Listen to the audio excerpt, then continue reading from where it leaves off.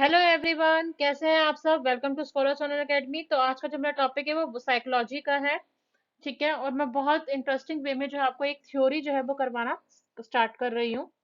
So let's start.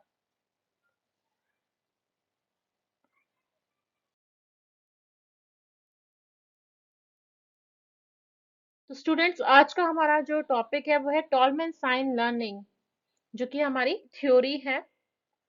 देखते हैं किसने दी थी और कौन कौन थ्योरी में जो है वो क्या क्या एक्सप्लेन किया गया है।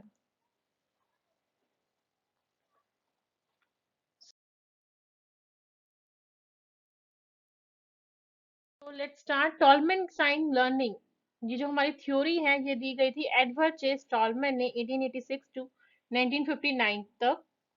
ये रहे हैं, वो अमेरिकन साइकोलॉजिस्ट रहे हैं, जो कि थ्योरी ऑफ लर्निंग जो है 1932 में जो बहुत ज्यादा पब्लिकेशन हुई थी। काम उनका बहुत ज्यादा जो है, इनका मेन मकसद था कि जो हमारा पर्पस है बिहेवियर का, एनिमल्स और मैन के बारे में हम अच्छे से जान सके। ये थ्योरी हमें क्या बता रही है? टॉलमैन साइन लर्निंग, गेस्टर्ट लर्निंग, जो हम बता रहे हैं कि किस तरीके से एक बीच का रास्ता, ठीक है, जो हमारे बिहेवियरिस्टिक से निकल के आता है, यानी कि एक स्टिमुलस रिस्पॉन्स थ्योरी है ये, जो कि कॉग्निटिव गेस्टाल्ट और कॉग्निटिव फील्ड थ्योरी के बारे में एक्सप्लेन किया गया है।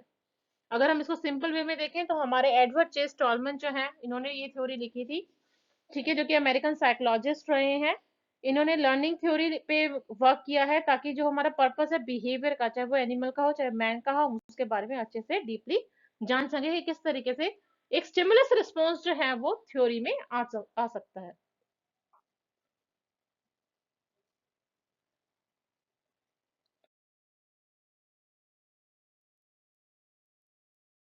तो उनका काम करने का मकसद क्या था, पर्पस क्या था?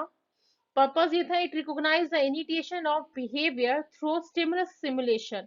यानी कि उनका काम करने का तरीका क्या था कि जो भी बिहेवियर वो पे वर्क कर रहे हैं उसके दौरान, ठीक है, एक स्टिमुलस सिमुलेशन जो है वो वहां पर लाई करे, यानी कि कोई ना कोई रिस्पॉन्स जो है वहां पर आए। It is oppose to the psychology of consciousness and reject introspection as a method of studying behaviour.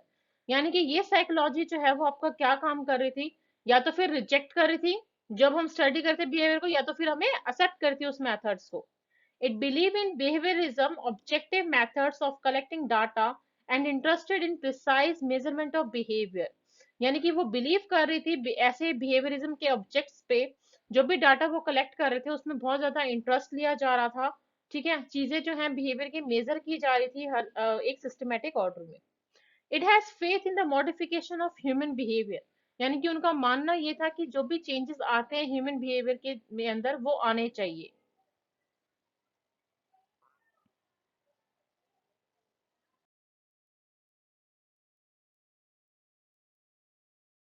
Next, concepts of Tolman sign theory. अब इसमें जो है इन्होंने बताया कि molar and molecular approach, presence of intervening variables, concept of cognitive maps and sign gestalts, place learning versus response learning, reward expectancy, latent learning.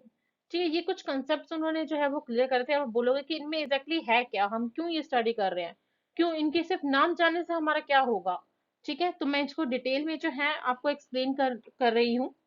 First हमारा मॉलर versus molecular approach. ये approach basically इसका purpose क्या था कि आप जो भी गोल लेकर चल रहे हो, ठीक है, उसकी डायरेक्शन आपको पता होनी चाहिए।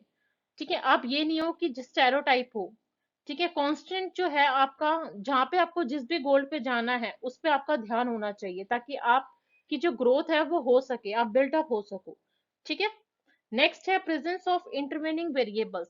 इंटरवेनिंग वेरिएबल्स क्या है? ये आपके इंडिपेंडेंट वेरिएबल्स और डिपेंडेंट वेरिएबल्स के बारे में बता रही है कि किस तरीके से इंडिपेंडेंट वेरिएबल्स और डिपेंडेंट वेरिएबल्स जो हैं दोनों मिलकर, ठीक है, एक साइकोलॉजी जो है, कंडीशंस जो है वो क्रिएट कर देते हैं, ताकि आपका इन्वायरमेंट जो है आपको हेल्प करता है, ताकि आप स्टिमुलस रिस्पॉन्स जो है वहां पर पहुंच सको।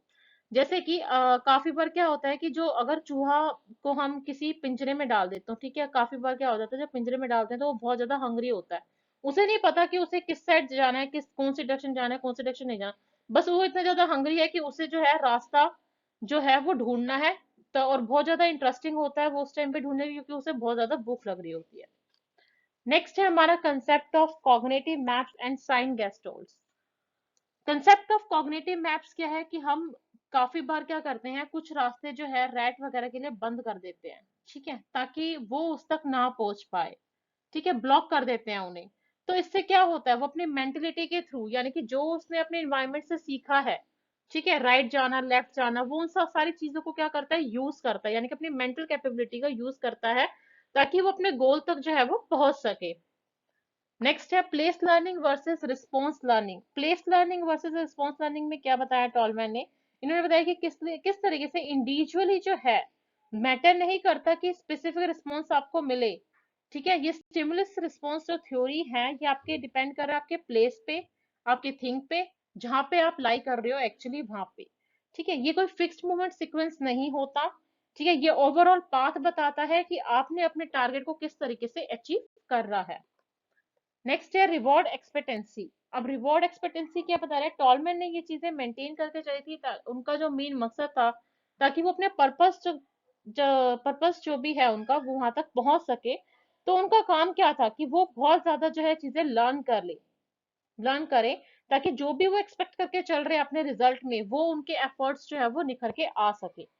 तो उनका मेन ये मकसद था कि रिवॉर्ड भी जो है उन्हें मिलना चाहिए टॉलमैन को, बिना किसी के इंतजार के, मतलब वो एक्सपेक्टेड करते थे कि रिवॉर्ड जो है उन्हें मिलेगा मिलेगा उनके बिहेवियर पे। जो भी काफी बार क्या होता है, वो फ्रस्ट्रेशन भी हो जाते थे, लेकिन फिर भी वो हिम्मत रखते थे, ठीक है, कि रिवॉर्ड जो है वो अपनी लर्निंग के थ्रू कुछ ना कुछ जो है नया जरूर सीखेंगे, ठीक है। नेक्स्ट है हमारा लेटेंट लर्निंग। लेटेंट लर्निंग क्या है, टॉलमैन ने इसमें बताया कि किस तरीके से हमारी जो लेंथ है टाइम की इंडिविजुअली, वो किस तरीके से हमारा जो बिहेवियर है वो चेंजेस ला देती है, ठीक है। हम कितने ज्यादा काफी बार जब मोटिवेट हो जाते हैं, हमें अपॉर्चुनिटी दिखने लग जाती है कि हाँ हमें क्या करना है क्या नहीं करना, मतलब एक कंक्लूजन पे हम लर्निंग के ना पहुंच जाते हैं, ठीक है, जिसमें रिवॉर्ड और रीइंफोर्समेंट जो है वो आ जाता है। इसमें हम क्या करते हैं, लर्निंग एक्सपेरिमेंट से चीजें सीखते हैं कि हमारा जो डायरेक्शन है ना, हम उस तक पहुंच जाते हैं, ठीक है, ताकि हम अपने रिवॉर्ड को क्या कर सके, अचीव कर सके। That's it.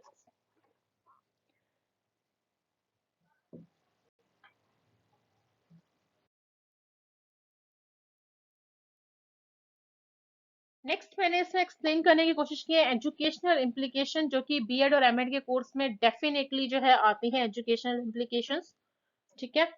So the theory highlight the role and importance of purpose in the task of learning. What is to be taught or to the child, therefore, should be purposeful and should lead him toward some clear cut goals and objectives.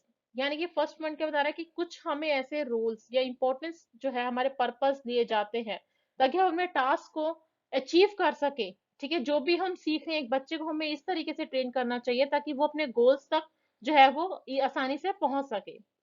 Next point, Tolman's theory emphasize that no learning is wasteful. यानी कि tall man के कहने का theory कि ये बताती है कि हम जो भी सीखते हैं ना वो हमारा कभी भी वेस्टफुल नहीं होता, ठीक है, वो कहीं ना कहीं हम यूटिलाइज कर ही लेते हैं। This theory clarifies that learning is neither a simple, straightforward connection between stimuli and responses, nor so habitual as to be brought out through repetition and conditioning। यानी कि ये थ्योरी हमें क्या कर रही है, एक तरह से हेल्प कर रही है ताकि हम स्ट्रेट फॉरवर्ड जो है कनेक्शन बना सके, ठीक है, यानी कि जो भी हम काम कर रहे हैं उसी दौरान, ठीक है, हम अपने जो भी हमारी हैबिट्स है, ठीक है, उनको में चेंजेस ला सके कंडीशन के मुताबिक, और बार बार अपनी गलतियों को दोहराए ना। A reward or reinforcement is not essential for every step taken towards reaching a goal or learning a particular behavior। यानी कि एक रिवॉर्ड और reinforcement क्या करे, जरूरी नहीं है हर स्टेप के लिए ताकि तुम अपने गोल तक पहुंच सको। ये तुम्हारे लर्निंग के बिहेवियर पे डिपेंड कर रहा है, सिचुएशन पे, कि आपको किस टाइम पे आप क्या सीख रहे हो।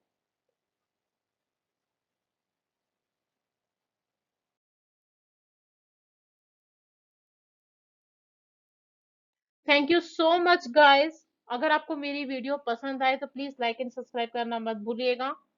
That's it for today only.